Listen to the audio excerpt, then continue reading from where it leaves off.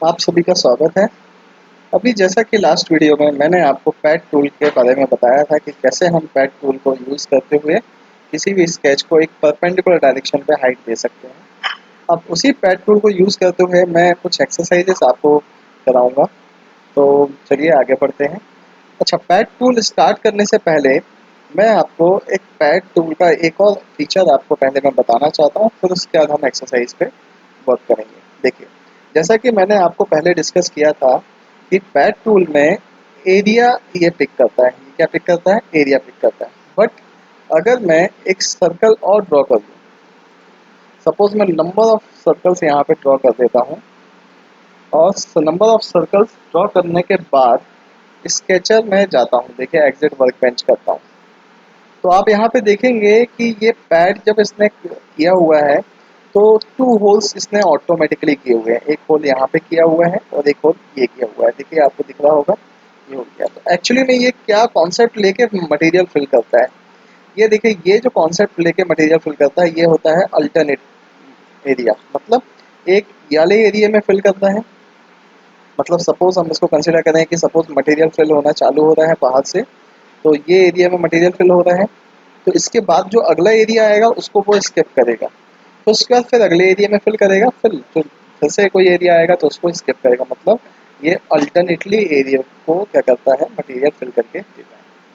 But अब इसमें एक कॉन्सेप्ट आपको और ध्यान रखना है, वो ये ध्यान रखना है कि एरिया आपस में इंटरसेक्ट नहीं होना चाहिए। इंटरसेक्ट का मतलब क्या है कि अगर मैं सर्कल को ऐसा बना देता हूँ, मतलब देख रहे होंगे ये सर्कल ये लाइन से इंटरसेक्ट हो रहा है, तो ये एरिया डिफाइंड ही नहीं हो पाएगा। मतलब कोई भी प्रोफाइल को अगर आप चाह रहे हैं हमें थ्री में कन्वर्ट करना है, किसी भी स्केच को थ्री में कन्वर्ट करना है, तो उसमें प्रोफाइल जो होना चाहिए वो सिंगल लूप का प्रोफाइल होना चाहिए। सिंगल लूप का मीनिंग ये है कि वो पर्टिकुलर लूप कहीं से भी किसी भी थर्ड ऑब्जेक्ट से कनेक्टेड ना हो।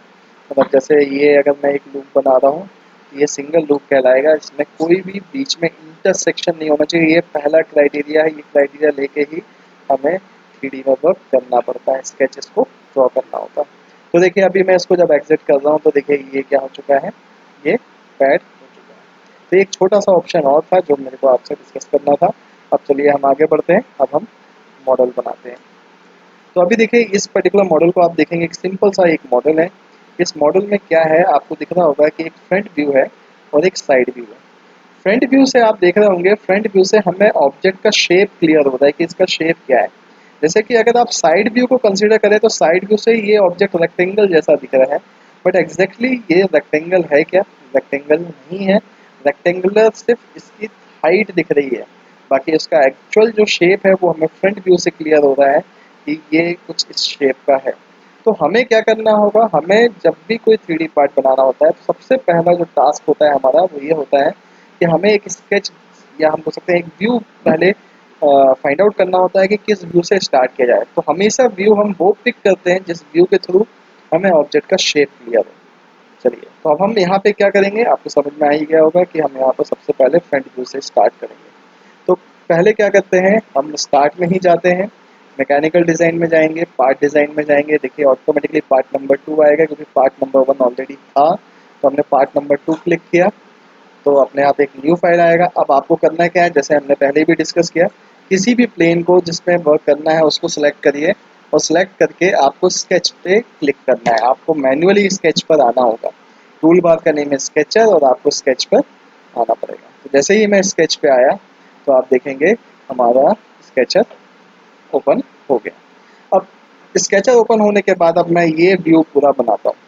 तो अब इस व्यू को बनाने के लिए मेरे को सबसे पहले मैं ये शेप पहले कंप्लीट कर लेता हूँ। या फिर हम एक काम करते हैं, सबसे पहले एक सर्कल ड्रॉ करते हैं। सर्कल मैंने इस एंड पे 60 की हाइट पे है टोटल, तो ऑलमोस्ट 60 हाइट पर मैं एक सर्कल ड्रॉ करता हूँ। सर्कल ड्रॉ करने के बाद मैं इसके क्वाड्रेंट से, इसके कॉर्नर से, सर्कल के कॉर्नर से एक लाइन ड्रॉ करूँगा। थोड़ा सा जूम कर लेता हूँ। ये किया, फिर उसके बाद एक वर्टिकल लाइन ड्रॉ किया, फिर एक हॉरिजॉन्टल लाइन, फिर अगेन एक मेरे को वर्टिकल लाइन चाहिए बट ये ऑटोमेटिक कंस्ट्रेंट पिक कर रहा है तो मैं शिफ्ट बटन प्रेस कर लेता हूँ।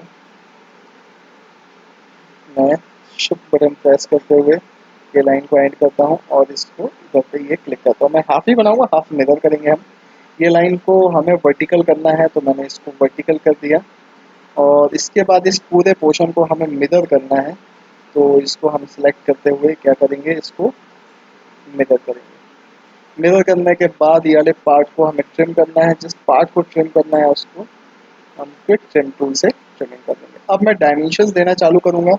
जैसा कि सेंटर पॉइंट का डिस्टेंस इस हॉरिजॉन्टल एक्सिस से हमें 60 मेंटेन रखना है तो इसको 60 किया। ये रेडियस हमें 20 डिफाइंड है, इसको हमने 20 किया। फिर इसके बाद जो नेक्स्ट हमको ये लेंथ दिया हुआ है, ये लेंथ दिया है 20, इसको मैं 20 करूँगा अगेन। फिर एक लेंथ होगा ये 40, इसको मैं 40 करता हूँ। फिर ये लेंथ होगा 20, इसको मैं 20 करूँगा। ये लेंथ होगा 10, इसको 10 करूँगा। अब बचता है ये इंक्लिनेशन पार्ट, ये अभी भी कंस्ट्रेंट नहीं है। तो मैंने आपको जैसा कि पहले बताया था कि कभी भी कोई भी ऑब्जेक्ट आपको वाइट दिख रहा है तो उसको मूव करके देखिए कि आखिर उसमें क्या वजह है कि ये कंस्ट्रेंट नहीं है। तो देखिए इस लाइन का लेंथ वेरी हो रहा है, देखिए लेंथ चेंज हो रहा है। बट अब इशू ये है कि इस लाइन का लेंथ दिया भी नहीं है, तो हम कैसे कैलकुलेट करेंगे।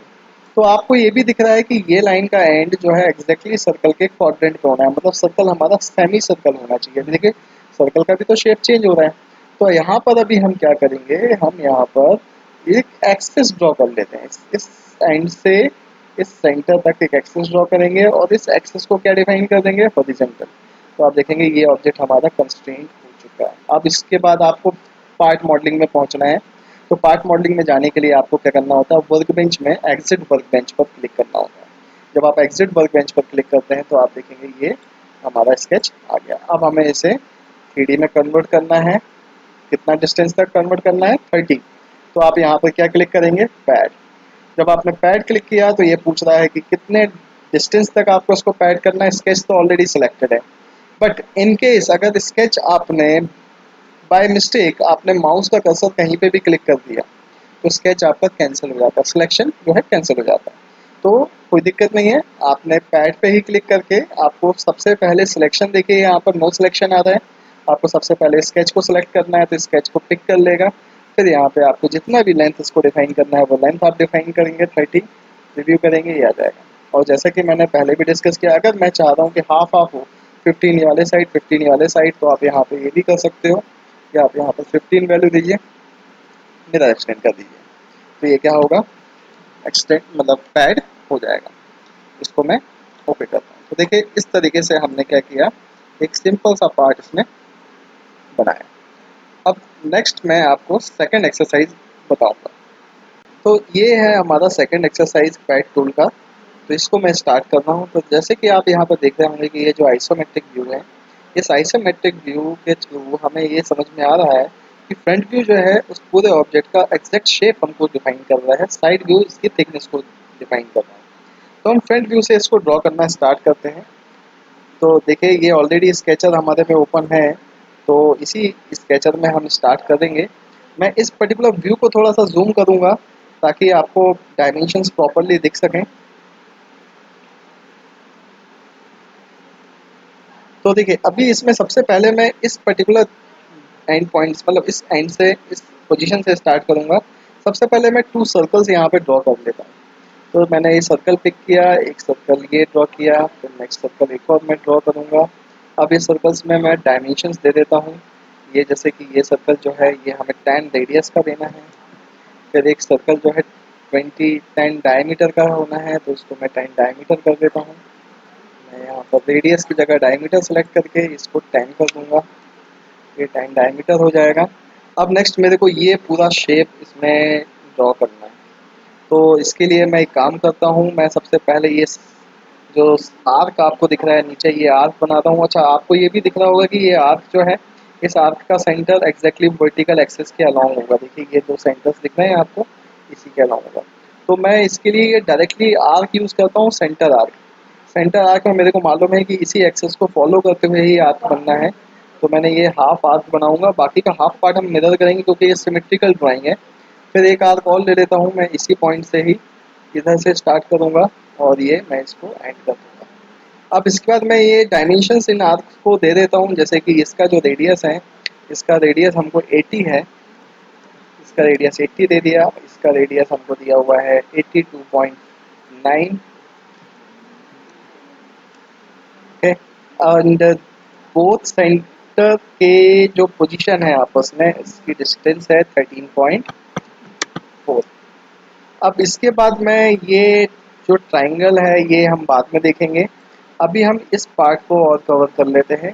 तो इसको मैं ड्रॉ करना स्टार्ट करूँगा। आपको जैसा कि दिख रहा है कि एक इंक्लिनेशन में पहले हम यहाँ पे लाइन ड्रॉ करेंगे, हम सिर्फ इतना ही लाइन पहले ड्रॉ करेंगे। ये जो पार्ट है ये हम बाद में प्रोफाइल के थ्रू इसके अलाउंग ड्रॉ कर लेंगे।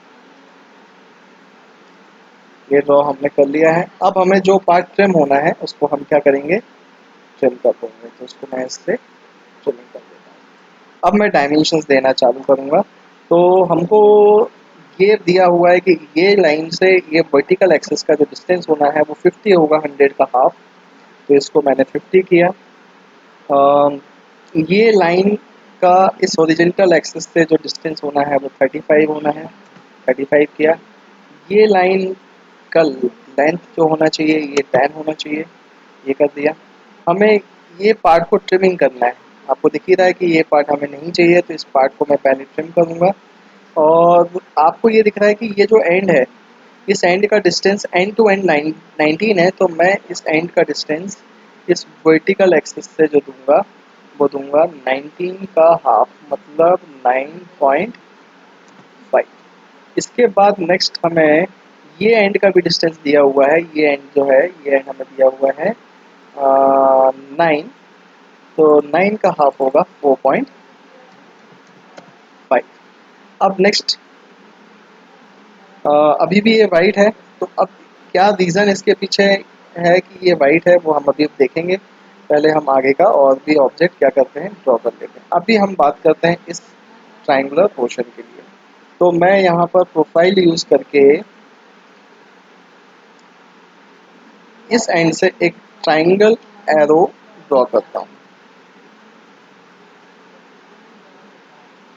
आप चाहें तो इसको इधर पे ही इंटरसेक्ट करा दीजिए। जितना एक्स्ट्रा पार्ट होगा उस पार्ट को हम क्या करेंगे, ट्रिमिंग कर देंगे। ये देखिए ट्रिम हो गया।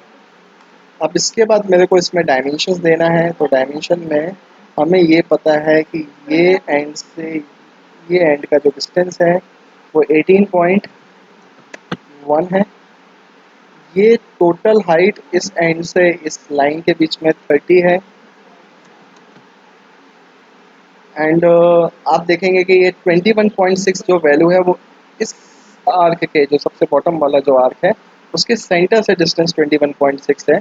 मतलब ये सेंटर एंड ये लाइन के बीच का जो गैप है ये हमें देना है 21.6। अब नेक्स्ट ये हाइट 30 तो हम दे ही चुके हैं ऑलरेडी। अब ये देखना है कि आखिर ये वाइट क्यों है, किस वजह से। ये देखिए अभी ये मूव हो रहा है, तो आपको दिख रहा होगा कि इसका जो मूवमेंट है, ये मूवमेंट होने का वजह क्या है, क्योंकि ये बिल्कुल बीचों बीच होना चाहिए इसके। तो इसके लिए आप क्या करेंगे, इसके लिए आप ये काम करिए कि एक एक्सेस यहाँ पे ड्रॉ करिए। ये एक्सेस इस एंड तक, आर्क के सेकेंड एंड तक। फिर इसके बाद एक एक्सेस और ड्रॉ करिए इस एक्सेस के मिड पॉइंट तक, और फिर इस एक्सेस को डिफाइन कर दीजिए कि ये हमें वर्टिकल चाहिए। अच्छा, एक और बात आप देखेंगे, जो ओवरऑल जो डिस्टेंस दिया हुआ है 21.6 दिया हुआ है, तो मैं इस एंड का डिस्टेंस इसके हॉरिजॉन्टल एक्सिस से ओवरऑल कितना दे दूंगा, 21.6। तो देखिए मोस्ट ऑफ द पार्ट जो है वो अब क्या हो चुका है, हमारा कंस्ट्रेंट हो चुका है। अब नेक्स्ट हम आएंगे ये एरो की बात करेंगे कि इस एरो में क्या प्रॉब्लम है। तो एरो को जब आप मूव करेंगे तो आपको इसका प्रॉब्लम समझ में आ जाएगा कि आखिर इसमें इशू क्या है। देखिए सिमेट्री का इशू है। तो हम क्या करेंगे, आउटर टू ऑब्जेक्ट्स, बीच का फिर horizontal sorry vertical axis, and then इसके बीच में हम क्या डिफाइन करेंगे, सिमेट्री।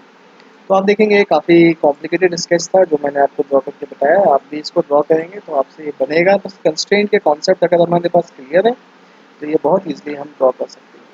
कंट्रोल बटन प्रेस करके जो रिमेनिंग रह गया उसको सिलेक्ट कर लेता हूँ मैं।